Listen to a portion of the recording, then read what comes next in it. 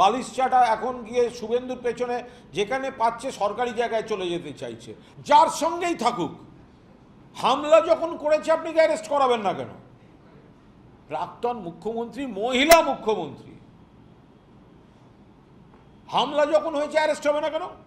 শুভেন্দুবাবু 10 লাখ টাকা দিয়েছেন, ঠিক কাজ করেছেন, কিন্তু এই 10 লাখ টাকাটা মমতা বন্দ্যোপাধ্যায় আরজি করার সময় দেওয়ার সময় বাকিরা বলেছিল ঘুষ। প্রাক্তন মুখ্যমন্ত্রী কোথায় যাবেন বা না যাবেন সেটা নিশ্চয়ই রাজ্য সরকার তার অনুমতি নিয়ে হবে না, ওটা ওই বকলস পরা বিরোধী দলের কাছে চাইবেন। বকলস পরা, বিস্কুট ছুঁড়ে দেওয়া বিরোধী দলের যাদের স্বীকৃতি দিয়েছেন তাদেরকেও সব কথা বলবেন।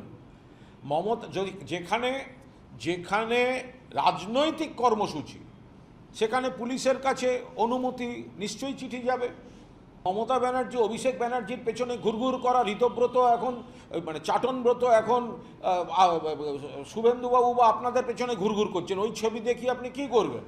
এই বালিশ চাটন এ তো দুদিন আগে দিদির পেছনে ঘুরঘুর করতো, অভিষেকের পেছনে ঘুরঘুর করতো, তো তখনকার ছবি আছে। বালিশচাটা এখন গিয়ে শুভেন্দুর পেছনে যেখানে পাচ্ছে সরকারি জায়গায় চলে যেতে চাইছে। আগের দিন প্রায় ট্রেজারি বেঞ্চে উঠে পড়ছিল, শুভেন্দু ঠেকিয়েছে। তার আগের দিন শুভেন্দুর পাশের সিটে বসে পড়ছিল, ঠেকিয়েছে স্পিকারের জায়গায়। তো তার থেকে কি মনে হয় অর্জুন সিং যারা পুরনো ওদিকে ছিল তারা হঠাৎ যদি আপনাদের পার্টিতে যায় তা তো পুরনো ছবি কিছু থাকতেই পারে, সে চাটনেরও আছে।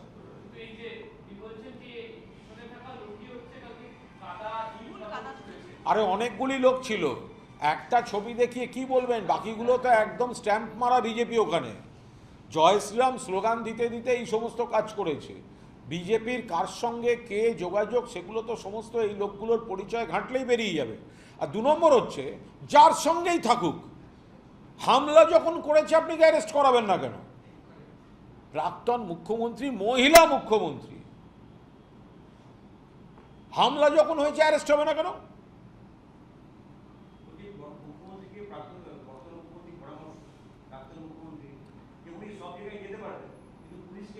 মমতা বন্দ্যোপাধ্যায় রাজ্য সরকারের ভিক্ষে নিয়ে তো যাতায়াত করবেন না।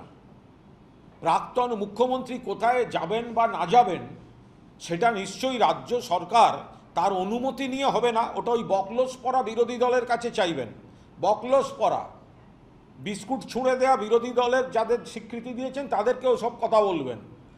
মমতা যদি যেখানে যেখানে রাজনৈতিক কর্মসূচি সেখানে পুলিশের কাছে অনুমতি নিশ্চয়ই চিঠি যাবে, কিন্তু যেটা পুরোদস্তুর একেবারে ব্যক্তিগত সফর একজনের বাড়িতে, একজন নেত্রী প্রাক্তন মুখ্যমন্ত্রী তার দলের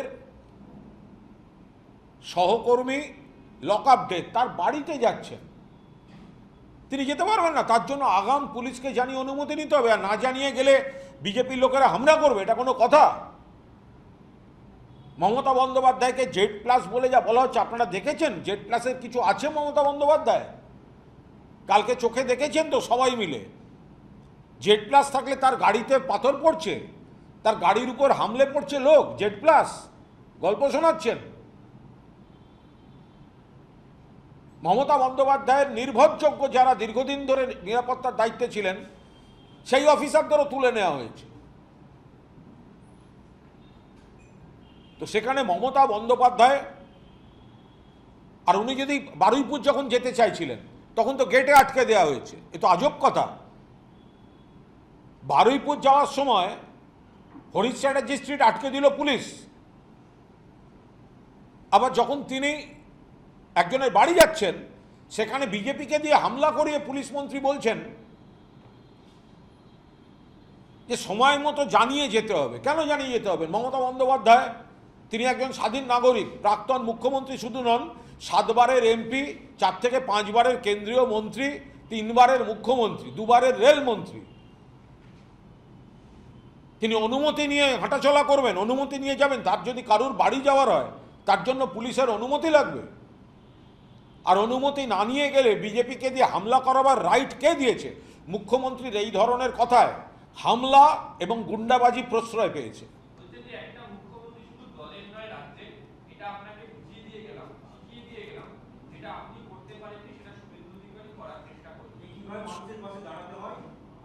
কিভাবে মানুষের পাশে দাঁড়াতে হয়, রাজনীতির ঊর্ধ্বে উঠে দাঁড়াতে হয়, সেটা মমতা বন্দ্যোপাধ্যায় প্রথম শিখিয়ে দিয়ে গেছেন। এবং মমতা বন্দ্যোপাধ্যায়কে দেখেই খানিকটা শিখছেন শুভেন্দু অধিকারী, কারণ দীর্ঘদিন তিনি মমতা বন্দ্যোপাধ্যায়ের অনুরাগী এবং অনুগামী ছিলেন। রাজনীতির জায়গায় থাকবে। যে সিপিএম মমতা বন্দ্যোপাধ্যায়কে একাধিকবার প্রাণে মারার চেষ্টা করেছে, 16ই আগস্ট 1990 মাথা চুরমার করে দিয়েছে, বারবার করেছে, সিঙ্গুরে করেছে, তারপরেও কিন্তু তিনি নবান্নে মুখ্যমন্ত্রী হয়ে সকলকে ডেকে আলোচনায় গিয়েছেন। কোনো সিপিএম নেতা অসুস্থ হলে ছুটে গিয়েছেন, প্রাক্তন মুখ্যমন্ত্রী বুদ্ধদেব ভট্টাচার্যর কাছে বারবার ছুটে গিয়েছেন, প্রাক্তন মুখ্যমন্ত্রী জ্যোতি বসুর কাছে বারবার ছুটে গিয়েছেন, যার যেটা সুবিধা তাদের সমস্ত রকম ব্যবস্থা করেছেন, মানবিকভাবে যা যা করা উচিত করেছেন। অন্য দলের ক্ষেত্রেও একইভাবে প্রযোজ্য। মমতা বন্দ্যোপাধ্যায় তিনি তৃণমূল কংগ্রেসের নেত্রী, কিন্তু বাংলার মুখ্যমন্ত্রী ছিলেন, 7 বারের সাংসদ, 4 থেকে 5 বারের 5 দফার 5টা দপ্তরের কেন্দ্রীয় মন্ত্রী, তার মধ্যে 2টো রেল দপ্তর, 3 বারের মুখ্যমন্ত্রী, মানুষের ভরসা পেয়ে, মানুষের আশীর্বাদ পেয়ে। সুতরাং একাধিক নজির আছে যে বিরোধী রাজনীতির বড়দের মমতা বন্দ্যোপাধ্যায় কিভাবে শ্রদ্ধা করেছেন, বিরোধী রাজনীতিতে মার খেলে মমতা বন্দ্যোপাধ্যায় পাশে দাঁড়িয়েছেন। মানে সর্বশেষ উদাহরণ খগেন মুর্মু।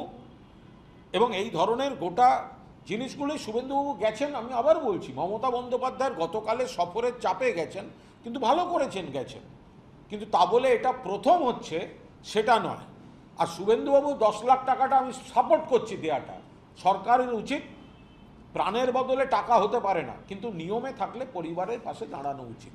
শুভেন্দুবাবু 10 লাখ টাকা দিয়েছেন, ঠিক কাজ করেছেন, কিন্তু এই 10 লাখ টাকাটা মমতা বন্দ্যোপাধ্যায় আরজি করার সময় দেওয়ার সময় বাকিরা বলেছিল ঘুষ। আমাদের ভিডিও ভালো লাগলে লাইক এবং শেয়ার করুন, কমেন্ট সেকশনে গিয়ে জানান আপনাদের মতামত।